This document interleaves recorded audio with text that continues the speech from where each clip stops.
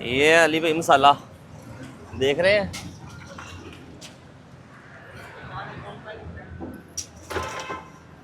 काफ़ी है, मैंने कहा मसाला काफ़ी है अली भाई। आपको पता है?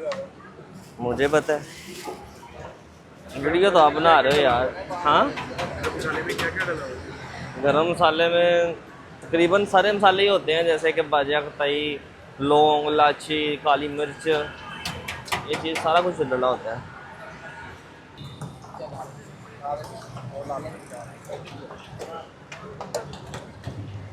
बस बस